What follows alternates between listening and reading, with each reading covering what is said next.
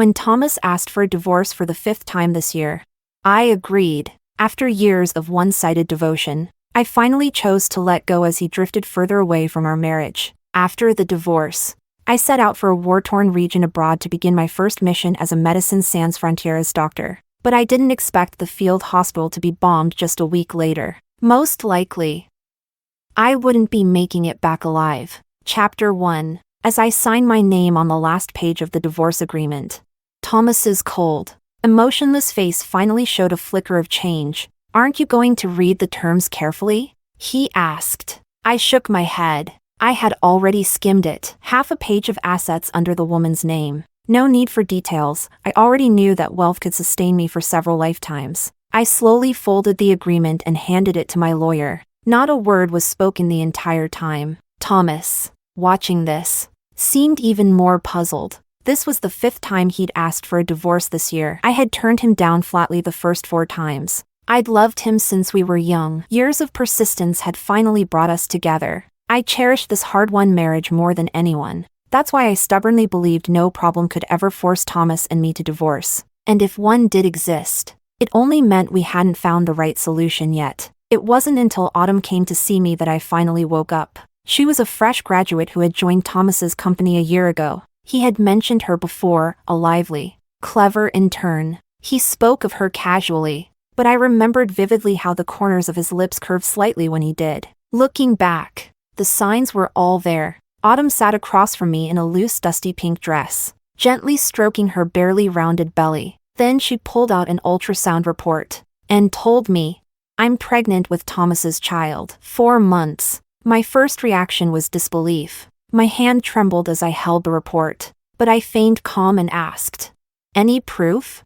As if expecting my refusal to believe without seeing the coffin. She took out her phone and showed me a photo. Just one glance, and I felt dizzy. It was a mirror selfie of Thomas and Autumn. He stood behind her, his chin resting against her fair shoulder, his hands gently placed on her belly. They looked just like a blissful couple awaiting their first child. "He told me you kept refusing to divorce. I didn't want to see you kept in the dark, so I figured I should tell you myself." Her voice was soft, but the look in her eyes held faint mockery, as if revealing the truth to me was some kind of charitable act. She lifted her coffee cup and took a slow sip. The air hung still for a moment. My eyes reddened, but not a single tear would fall. In my mind, scenes of Thomas and I together flashed like a cruel slideshow. All of it, crushed in an instant by a report and a photo. After a long pause, I looked at the poised Autumn. Slowly, I removed my wedding ring and slipped it into my pocket. The classic diamond-encrusted band was something I had designed with the jeweler over sleepless nights. 3 years of marriage, and I had never once taken it off. Until now. This act said it all. I would agree to the divorce. Across from me, Autumn's eyes lit up, her face unable to hide the joy. I picked up my bag, looked at her calmly, and said, "You're pregnant. You should ease up on the coffee. After all, you're going to be a mother now." Chapter 2. I knew exactly when their affair began. It was around 10 months ago, when I traveled to the Wadden region for international humanitarian aid. The mission wasn't particularly dangerous at the time. The domestic rescue team sent over was well-equipped and well-staffed.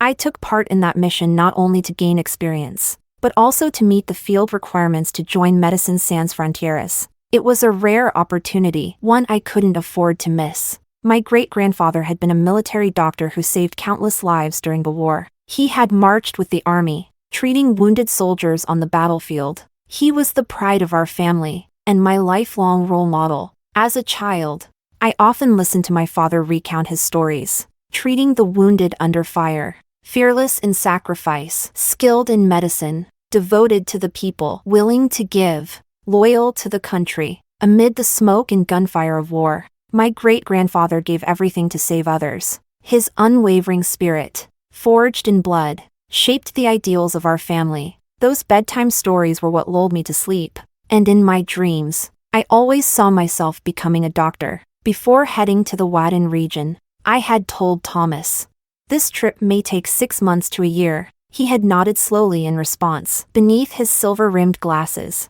his eyes looked at me with concern. He gave me careful reminders about staying safe. I remembered each one. Then I walked up behind him and said softly, "Thomas, I'm finally one step closer to my dream." He gently took my hand resting on his shoulder, affectionately nuzzling his cheek against it. A soft chuckle escaped his lips as he said warmly, "My little Dr. Robin is finally stepping into the bigger world." Yes, I was finally bringing all I had learned into the real world. But Thomas, in the sleepless nights that followed, I could never understand how, while I was saving lives on the front lines, you were creating a new one with someone else. When I came back, dusty, drained, and shaken by my first experience in a war zone, your eyes held something I couldn't unsee. Even though you tried to hide it, I saw it clearly. Disgust. You didn't even bother to pretend anymore. You gave all kinds of reasons for divorce. That the love was gone.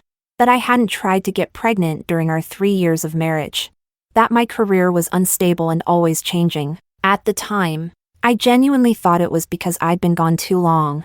That I had neglected our marriage. But no, you had already chosen the most disgraceful way to betray over a decade we spent together. On the day we were scheduled to finalize the divorce, I arrived at the Civil Affairs Bureau early. Thomas showed up late. He looked tired, worn around the eyes. After we signed the divorce papers, I told him I knew about Autumn's pregnancy. He looked shocked. His voice wavered slightly as he asked, "She told you?" I nodded. He stared at me for a long time, as if hoping to see me break down, but all he saw was my distant, disinterested calm. Nothing mattered anymore, so there would be no breakdown, no drama. He lit a cigarette. Through the curling smoke, he asked his lawyer to draft a supplementary agreement. The compensation was doubled. I didn't refuse. I signed my name and left. Today, picking up the divorce certificate was no different. I just wanted the process over with. The staff's questions only made me feel irritated, not much else. After checking everything, the divorce was finalized. But Thomas, from start to finish, had been completely absent-minded. The staff had to repeat themselves several times just to get a response out of him. As we stepped out of the bureau, rain began to fall. Just as I turned to leave, Thomas called out, "Robin, take care of yourself." I didn't look back. I didn't pause.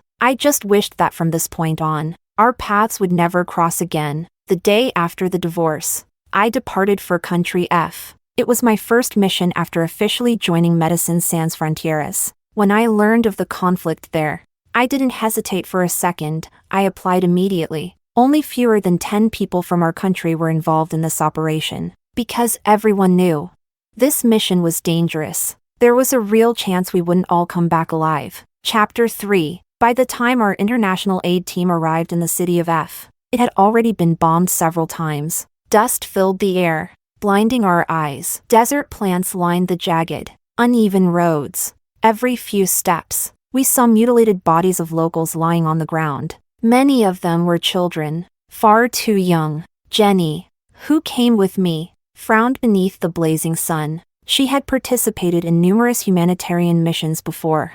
So as a first-timer with MSF, I received a lot of care and guidance from her. "Just ahead is the hospital in F," she said. "Someone will meet us there." I nodded. Inside the field hospital, it was overflowing with the wounded and the dead. Cries of pain and despair echoed from every direction. Even though we didn't speak the same language, the agony in their eyes and voices told us everything. Something unspeakably horrific had happened in F. It felt like hell on earth. The local doctor who received us, Dr. Gassian, was a gentle-eyed middle-aged man. He spoke English and briefed us on the current medical situation and the hospital's capabilities. At the end, he bowed deeply, thanking us for coming all this way, risking our lives to stand in this ravaged land. That evening, after a full day of treating the wounded, Jenny and I were heading back to our temporary quarters when we ran into Dr. Gassian again. He was comforting the grieving family member of a victim.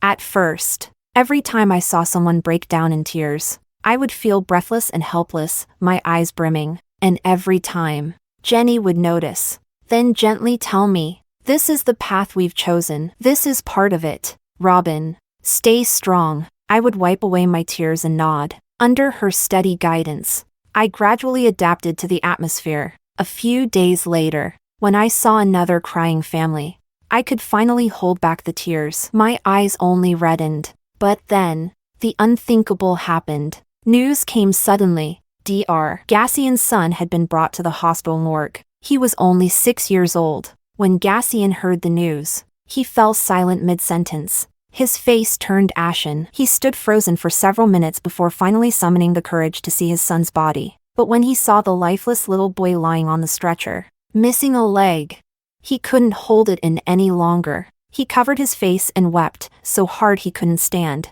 Eventually, a group of grieving families helped carry him away. As he passed me, he reached out and grabbed the sleeve of my coat. His voice trembled. "Please, save the children. Save my country." And that was the moment. The sobs I had been choking down finally burst out. The pain was overwhelming, and I began to lose consciousness. In that haze, I felt like one of the countless refugees who had lost loved ones here. Alive, but lifeless. Crying. I turned to Jenny, my whole body shaking. He saved so many people. Why couldn't he save his own child? Jenny didn't answer, but I knew she understood even more deeply than I did. She had a 5-year-old daughter, standing beside me. She sighed and wept. At that time, we thought, if this experience were a book, we had just reached the darkest chapter. We didn't expect. Chapter 4. The next day, the third batch of humanitarian supplies from our country arrived. Jenny and I were assigned to help distribute them at the landing site. Once the supplies were handed out, we got back in the truck to return to the hospital. But suddenly, we heard a series of explosions from the direction of F's Field Hospital. My hands clenched the truck's door handle. I looked at Jenny in panic. "The hospital, it's not." Before she could answer, a giant boulder, thrown by a nearby explosion, hurtled toward us. Boom! A violent crash. My world went black. In the final second before I lost consciousness, I saw my phone light up with an incoming call. The last character looked like yen.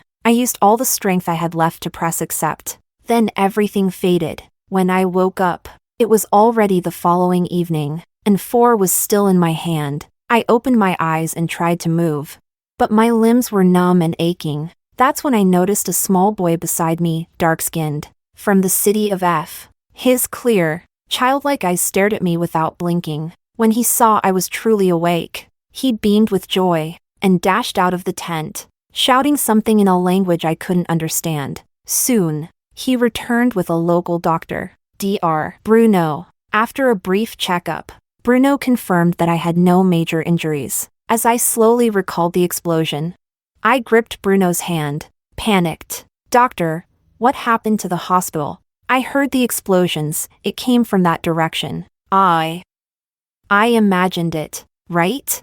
Bruno's expression darkened. He shook his head and fell silent. That was all it took. I loosened my grip on his hand. He didn't need to say a word. I already knew the worst had come true. F's Field Hospital had been bombed, destroyed. Suddenly, images of the place flooded my mind. The desperate, hopeful faces of patients' families. The kind-hearted Dr. Gassian. The laughter of recovering children. Doctors and nurses from around the world united in mission. It felt like we had done something important, but also like we had left nothing behind. For the first time, I questioned the meaning of being part of MSF. If everything we did, our efforts, even our lives, could be erased so easily by war, did it mean that no matter how noble our ideals were, in the face of bombs and bloodshed, we'd be reduced to dust, worthless as ashes?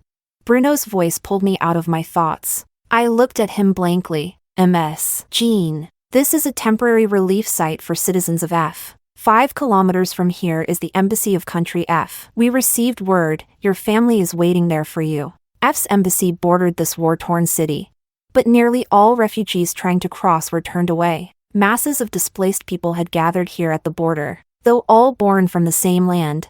Survival meant they had to watch their own people be slaughtered, powerless to stop it. "Ms. Jean, if you wish to go to the embassy, I can arrange a vehicle." Expressionless, I nodded. I glanced around the tent, but didn't see Jenny. She had been with me in the same car yesterday. Logically, she should have been treated alongside me. A wave of dread surged in my chest. "Dr. Bruno, where's Jenny?" He furrowed his brows slightly. The name unfamiliar at first. After a moment of thought, realization dawned. Jenny, the short-haired doctor? She woke up this morning and went to the nearby refugee camp to assist. A breath of relief escaped me. She was alive. My only comfort left. We hadn't known each other long. But, to me, she was my sole support in the midst of this chaos. It was because of her that I was able to keep going. All right, Dr. Bruno. If you see her again, could you tell her something for me? Tell her I'll find her soon. Bruno nodded without hesitation. He left some medication for me and reminded me to stay hydrated in these harsh conditions. I nodded again and thanked him. Chapter 5. Once the tent quieted down, I finally remembered what Dr. Bruno had said earlier, that a family member was waiting for me at the embassy. But who could it be? Suddenly, I recalled the phone call just before I lost consciousness yesterday. It was from Thomas. Could it be him? No way. He was probably busy preparing to marry Autumn. There's no way he would come looking for me. With that bitter thought, I lifted my arm, trying to reach the cup of water on the table. Before I could, the little boy beside me stood up and handed it to me. He was wearing a Mickey Mouse t-shirt, stained and dusty but still endearing on his tiny frame. He had been sitting quietly by my side all this time, clearly staying to take care of me. I asked him in English what his name was. He tilted his head in slight confusion, then responded in a soft, childlike voice, Hamai. I reached out and gently patted his head. Then I took an apple from the care package Dr. Bruno had left behind and handed it to him. Hamai looked up at me with his onyx black eyes, his expression shy and uncertain. He hesitated, but I firmly placed the apple in his hands. This is an apple, I explained. In China, it symbolizes peace. Hamai stared at the apple, wiped it with his shirt, but didn't eat it. Instead, he tucked it into his pocket. I asked him why. After a moment of silence, he replied with scattered English. I want to save it for my mom. I smiled. Such a kind, thoughtful child. I slowly got out of bed and walked outside to see what was going on. By then, the sun had disappeared from the evening sky. All I could see was the usual layer of yellow dust hovering over the land. Chinese flags waved gently above several tents, fluttering in the breeze. In the distance, I could see the refugee camps. That's probably where Jenny was working. Hamai also looked in the same direction, his tiny brows furrowed in thought like a miniature adult. Seeing that serious look on such a young face, I suddenly felt a small urge to cheer him up. I crouched down so we were eye level and asked him, Hamai, what do you want to be when you grow up? He turned to me, clearly thinking hard about the question. Then a faint, bitter smile crept onto his face. I was expecting the usual answers. To travel the world, earn lots of money, buy a big house. But what he said caught me completely off guard.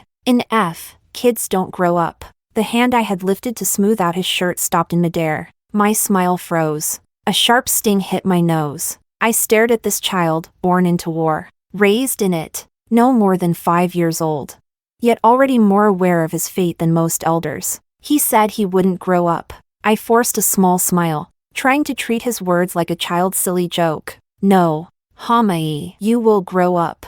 I said gently. When you do, you can come to my country. I'll show you around that beautiful land. At the mention of China, his eyes finally brightened. He told me his mother had talked about it. How China had big, silly pandas, the longest, grandest wall in the world, and delicious hot pot and roast duck. He hadn't seen any of those things yet, but he wanted to. I nodded and extended my pinky finger. He looked curious. We do this in my country, I said. It's called a pinky promise. It means two people have made a deal, and the one who breaks it gets punished. With his tiny voice, Hamai mimicked my words, excitement blooming across his face as he locked his pinky with mine. At the time, I truly believed the war would one day end, and for those of us who had already lost so much, there would be nothing more left to lose. Chapter 6. When I arrived at the embassy, I saw my parents waiting anxiously in the reception room.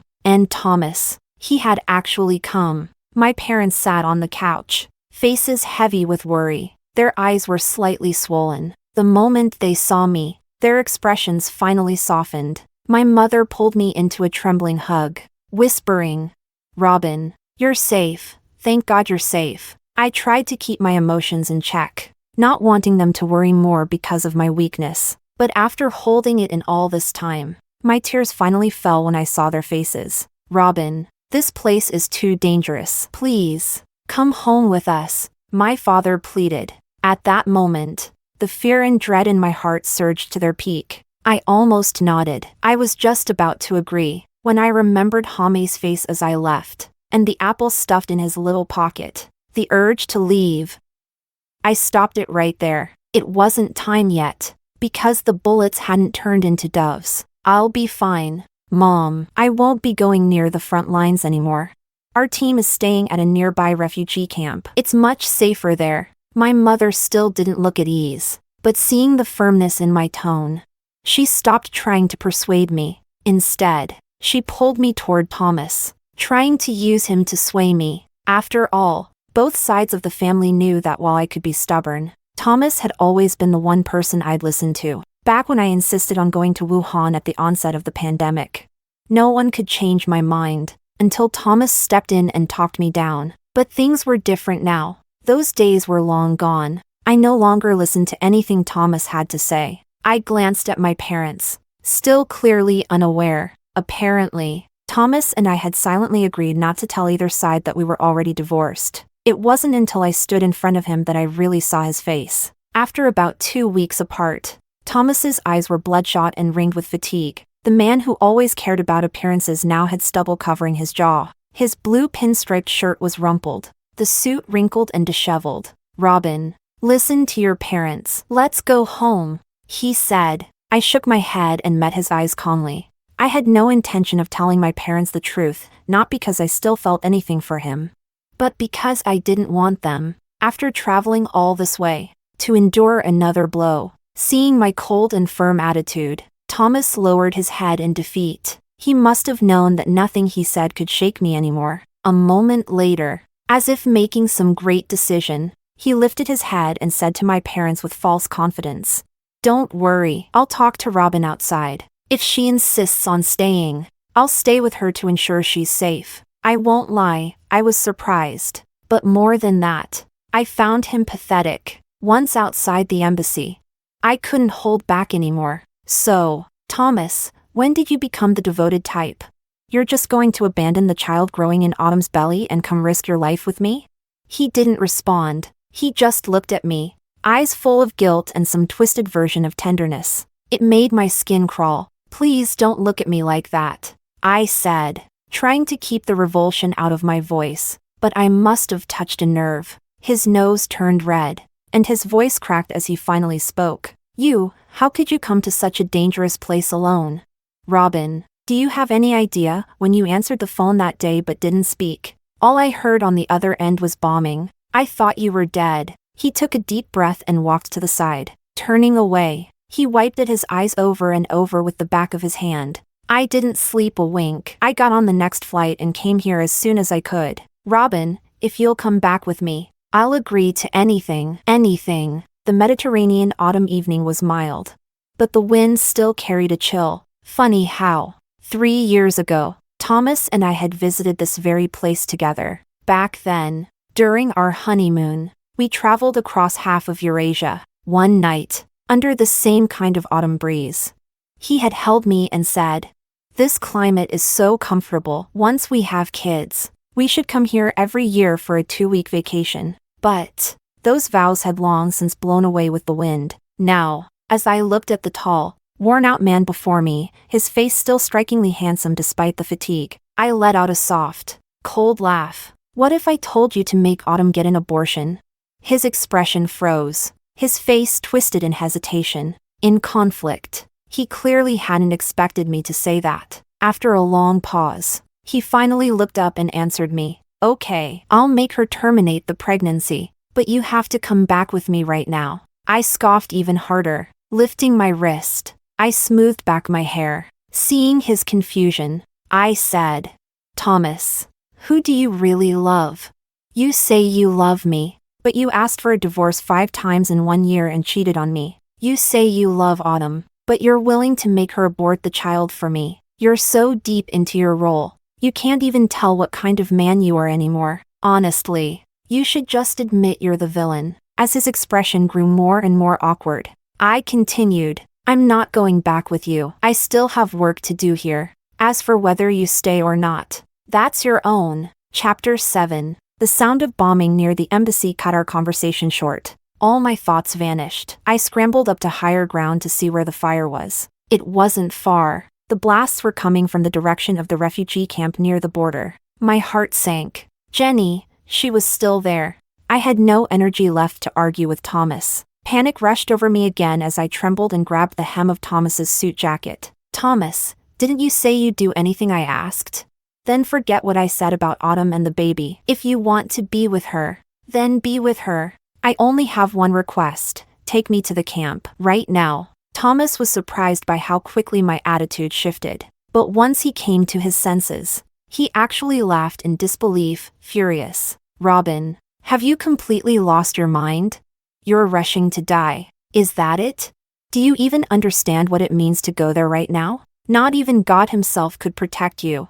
You almost died once already. Robin, I'm begging you, please don't." His anger didn't deter me. His voice grew weaker, until it broke into a choke. But I couldn't hear any of it anymore. The explosions were still going off in the distance. The flames danced so bright I could barely keep my eyes open. A deeper dread crawled over me. My entire body shook like a leaf in the wind. I turned to Thomas without hesitation. "If you won't take me, I'll find my own way."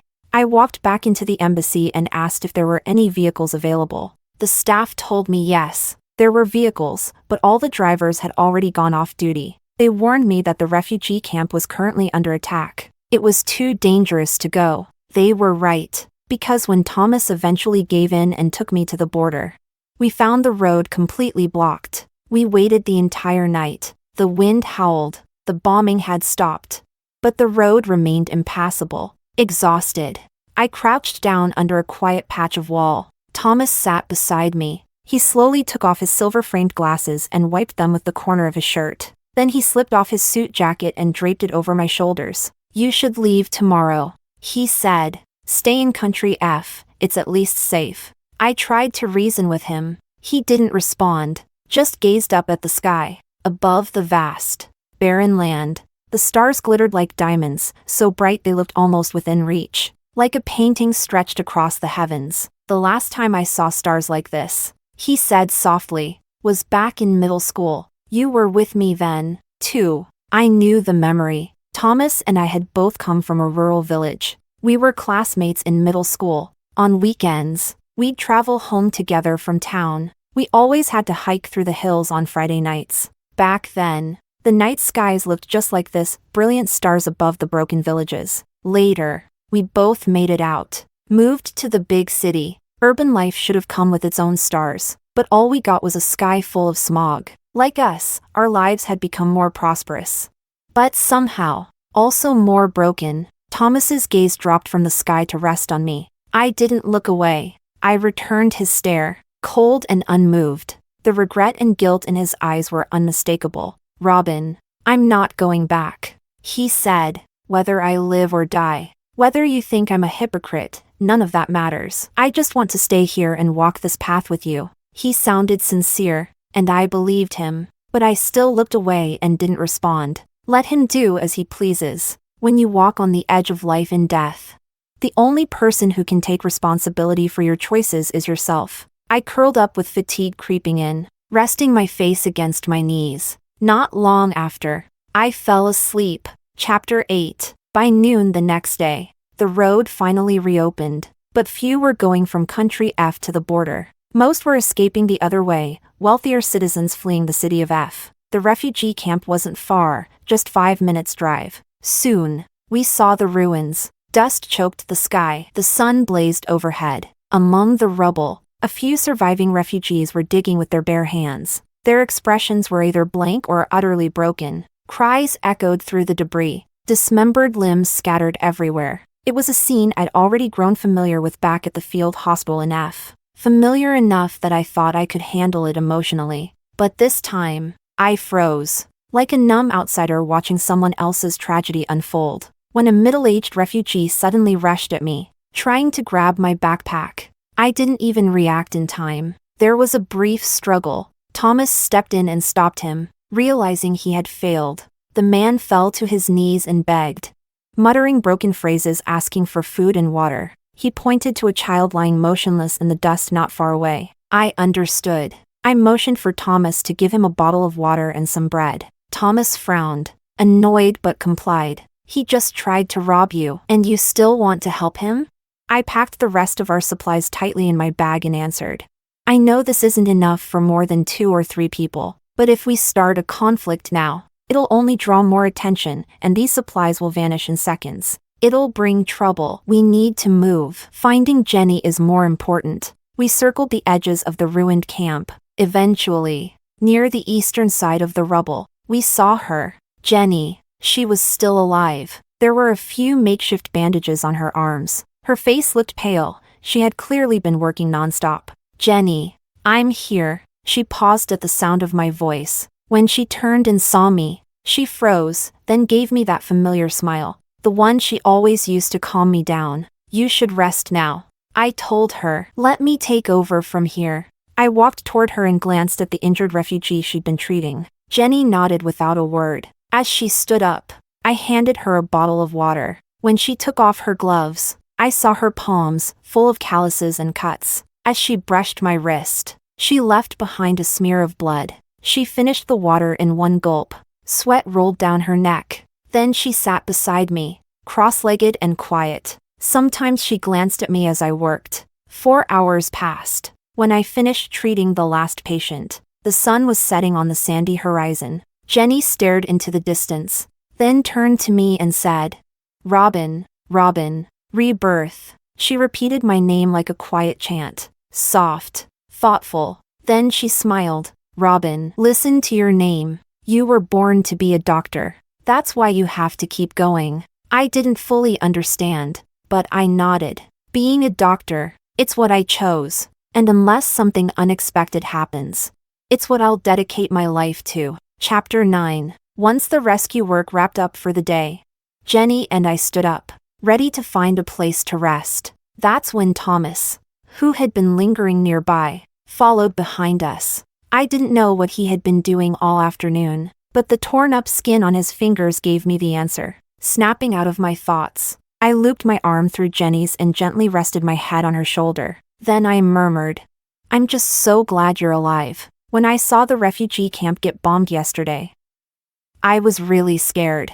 But thank God. My lips curled into a faint smile, relieved, even joyful. The lingering shadow that had weighed down my chest for days finally began to lift. Jenny reached her arm across and patted my head. A quiet gesture of comfort. Just then, my foot kicked something. It rolled several meters ahead and stopped. I walked over, puzzled, bending down in the fading sunset light.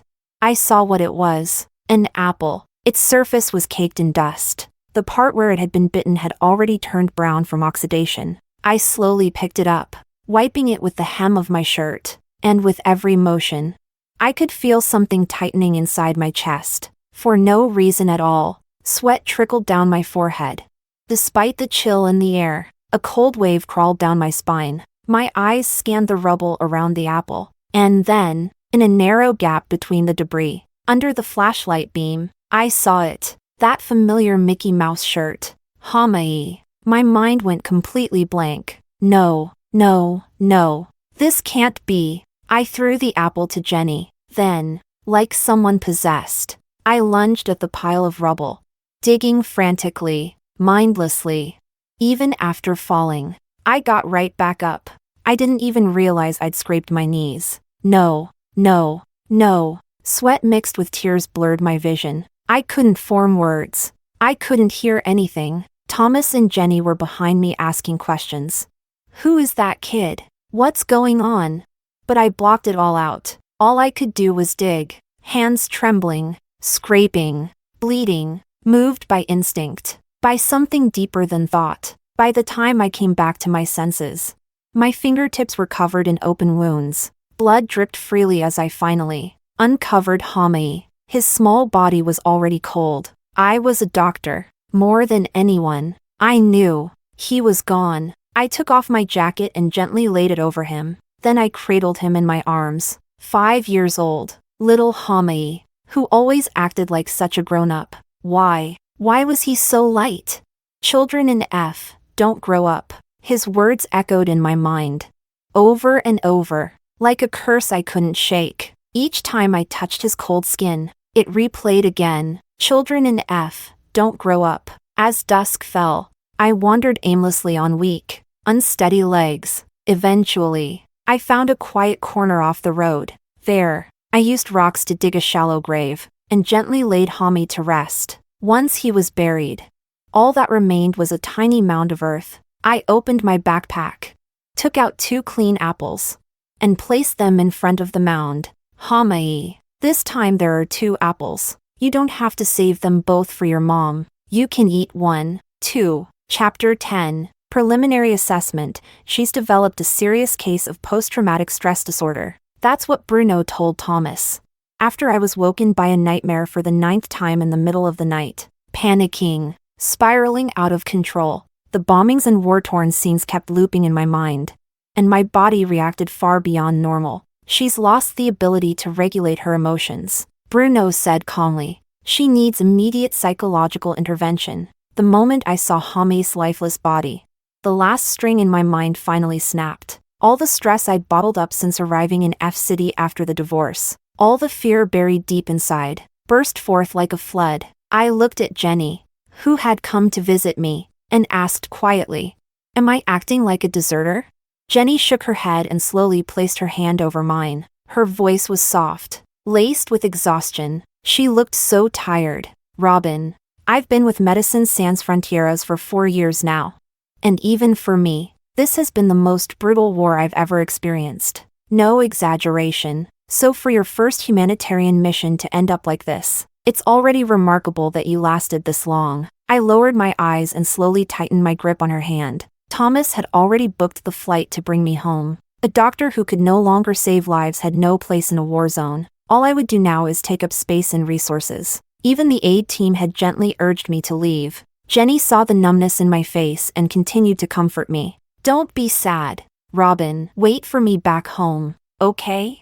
When I return, we'll go travel together, unwind a bit, leave everything here to me. For now. Looking at her, barely holding herself together while still trying to encourage me, I finally nodded slowly. After returning to my home country, I began treatment for PTSD, transcranial magnetic stimulation and EEG therapy. But due to prolonged exposure to both treatments, my memory began to deteriorate. I slept longer each day. Every time I opened my eyes, I'd see Thomas standing silently by the window in my hospital room. He had changed. Ever since going to F City, the restlessness in his gaze had faded. Now, whenever our eyes met, I saw a mess of remorse, longing, and sorrow swirling inside. He always looked like he wanted to say something, but never found the words. Nearly every time I told him not to come again, but it was like he never heard me. Not a single day did he miss. One early autumn evening,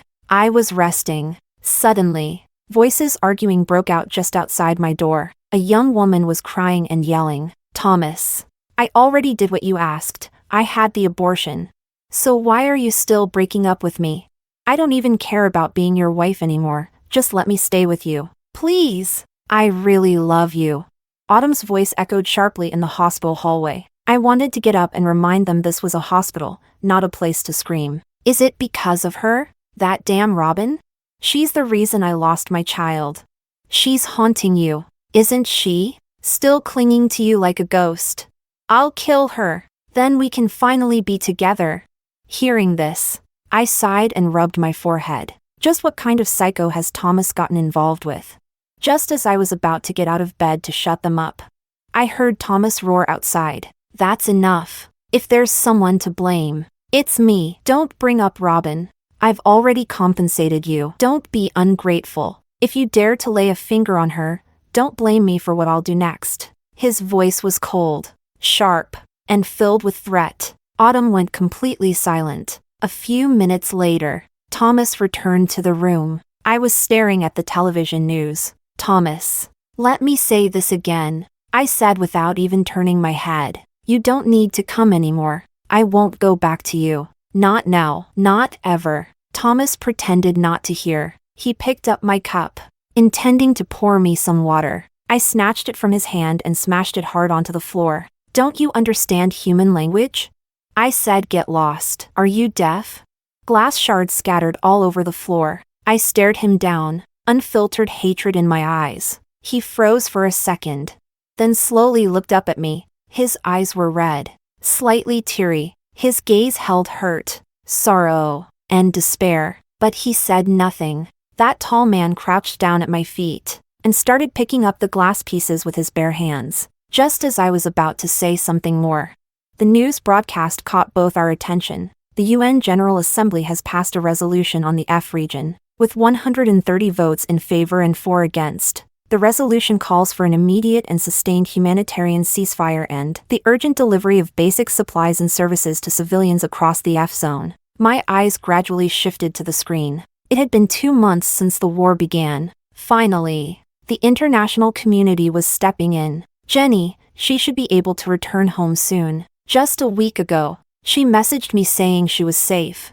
Thomas also turned his eyes to the screen. Seeing my mood softening slightly, he gently spoke. I'm sorry, Robin. I really failed you before. After going to F City, I've reflected on everything. I know it's too much to ask for forgiveness, but I hope you'll at least let me help you during your recovery. Whatever peace I'd begun to feel shattered again. I didn't respond. I simply pointed at the door, telling him to leave. Chapter 11. Not long after the humanitarian ceasefire between the F City region and Country G, Country G began to gradually withdraw from the conflict due to immense international moral condemnation and the mounting negative political impact. Finally, after 2 months, both sides ceased hostilities. Around the same time, my condition also came under effective control and treatment. After being discharged from the hospital, I only needed to return for treatment every other day. That morning, I was at home preparing breakfast while the news played on the television.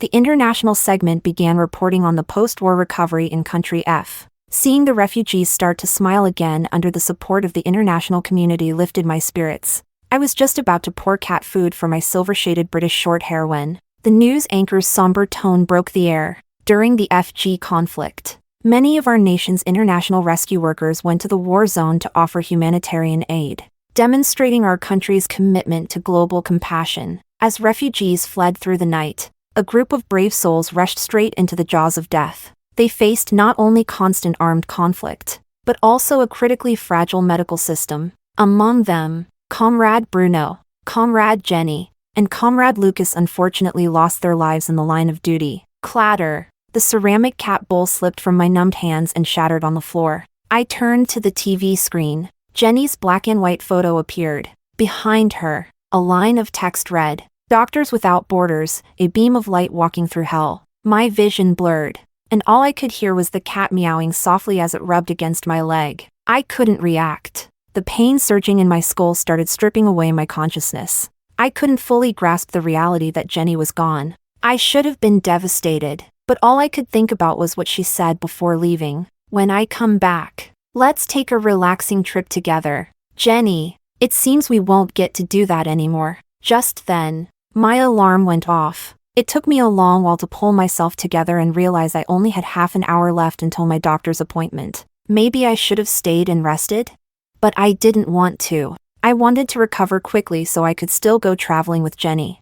That last shred of sanity crumbled. I grabbed my keys and stepped outside. In my mind, one sentence kept repeating, Jenny, I'm waiting for you to come back. The sudden screech of brakes snapped me to alertness. And in that moment, a force shoved me hard from behind. My head hit the ground. I could feel blood trickling out. My vision dimmed. Am I dying? Maybe that's okay. 2. Chapter 12. When I opened my eyes again, I heard the faint sounds of someone sobbing. Robin, you're finally awake. It was my parents. I had worried them. Again. Their eyes were swollen and red. It looked like they'd cried for a long time. I frowned slightly. The pain in my head hadn't eased. Everything looked hazy. Robin. Thomas is still in the ICU. He was hit by a car while trying to save you. He's badly injured. I stared blankly, no reaction. So it was Thomas who pushed me out of harm's way. Should I be grateful? Maybe, but honestly, I felt nothing for him. My thoughts kept circling back to Jenny. The doctors told me my condition had worsened since the beginning. It would require long-term treatment again. Forget going back to work, just living a normal life would be a challenge. As for becoming a doctor with Doctors Without Borders again, that dream was pretty much a joke now. I'm sorry, Jenny. I don't think I can hold on anymore. Chapter 13. About 3 months later, a middle-aged woman and a little girl I didn't recognize came into my hospital room. The woman looked timid as she gently tugged the girl forward, her expression awkward and uncertain. Excuse me. Are you Robin, Jenny's friend? My gaze stopped on the little girl. Her features felt vaguely familiar. Yes, I said. The woman's face lit up slightly. Then she spoke. Miss Jean, this is Jenny's daughter, Anna. After Jenny passed, a few of us relatives discussed for a long time who would take care of her. But honestly, our financial situations aren't great. We just don't have the resources to raise a child. So we wanted to ask if maybe you, Anna. I murmured softly. So this little girl was Jenny's child. I'll take her in, I said, cutting the woman off before she could finish. She's Jenny's daughter. Of course. I'd raise her. Anna's arrival changed everything for me. Looking closely, her facial features were strikingly similar to Jenny's. Even her personality carried that same carefree, generous spirit. Once I had mostly recovered, I moved with Anna to another coastal city. The doctor had said a peaceful, unfamiliar environment would help my mental state, so I settled into a seaside villa. The settlement I received from divorcing Thomas was more than enough to support Anna and me for the rest of our lives. Some time later, I heard from others what had really happened. In that car accident, Thomas had been severely injured while protecting me. Though he survived, the impact left him permanently disabled. He would spend the rest of his life in a wheelchair. As for the driver who hit us, it turned out, whether by fate or coincidence, it had been Autumn. Eventually, Autumn was convicted of attempted murder and sentenced to life imprisonment just the day before. Back then, outside the hospital, all those insane ramblings she'd said, turns out, she really meant them. I gently stroked Anna's hair as she sat beside me watching cartoons. She looked up at me, confusion flickering in those strong, determined eyes she'd inherited from her mother. You look so much like her, I said. Anna nodded, then tucked her head into my lap. Sleepily, she mumbled, Auntie Jean. I want to hear more stories about Mommy. Can you keep telling me?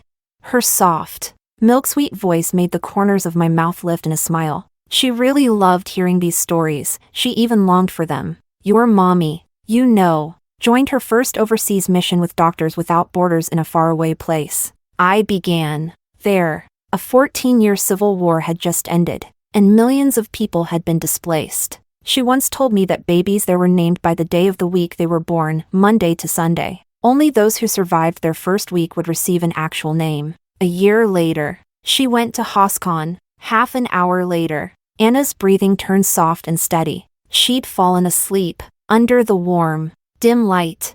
I could hear the sound of waves crashing gently outside on the balcony. I told Jenny stories every night, her medical missions, her bravery, as Anna's bedtime tales. I told her that her mother was a hero. She couldn't stay with Anna, and maybe she hadn't been a perfect mother, but she was a great doctor. A doctor who walked the world, a Chinese doctor with no borders. As the waves echoed in the night, sleep began to tug at me too. In that drowsy haze, everything around me felt like it had returned to my childhood. Back then, I too had sat under candlelight, listening to my father tell stories of my great-grandfather, how he became a battlefield medic during the war. He passed that dream on to me, and now, I wanted to pass on the dream of sending white doves flying across the world. Chapter 14. 2 years later, a new country was formally established on the original territory of Country F. The hard-won peace, fought over so many years, had finally arrived.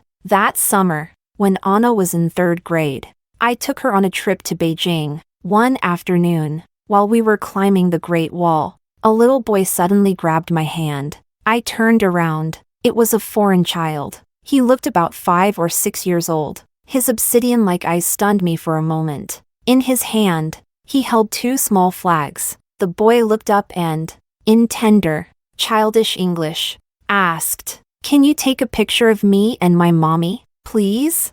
My nose suddenly stung with emotion. I nodded and crouched down to help the little boy and his mother take a few photos, capturing the moment. And just like that, a memory came flooding back to me. That boy from F City, his pockets bulging with apples. His name was Hamai. He once made me a promise that one day, he would come to China to see the longest and greatest wall in the world.